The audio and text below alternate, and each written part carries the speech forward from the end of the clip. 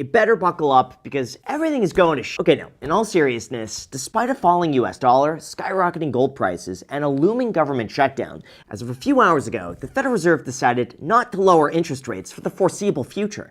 However, starting May of 2026, everything is going to completely reset. After all, it's apparent that the market's no longer reacting to today's Federal Reserve.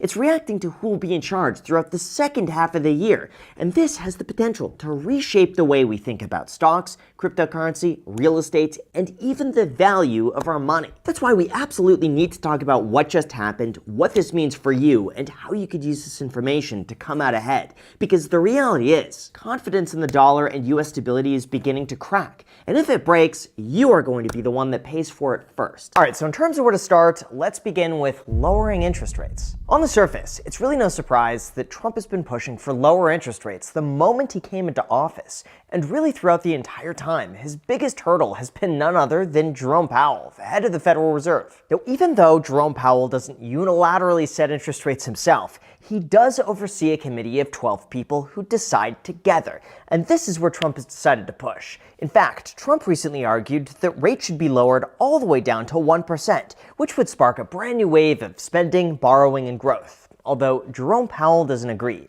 and that's caused a lot of tension. So much so that Trump has even floated the idea of getting Jerome Powell fired. As of last week, Jerome Powell said that the DOJ served the Federal Reserve with grand jury subpoenas and threatened a criminal indictment tied to the multi-year renovation of a historic office building, which Jerome Powell claims is a politically motivated attack designed to pressure them into lowering interest rates more than they would otherwise. This also coincides with the firing of Lisa Cook, who Trump removed for alleged mortgage fraud. This is why it's a lot more than just Trump versus Powell drama. Not to mention, when a standing president pushes on the Federal Reserve to bend at his will, it creates the illusion that the Federal Reserve is no longer independent, and long-term, it damages the central bank's credibility around the world, leading to a potential sell-off of US dollars. Either way, Jerome Powell's current term comes to an end in May of 2026,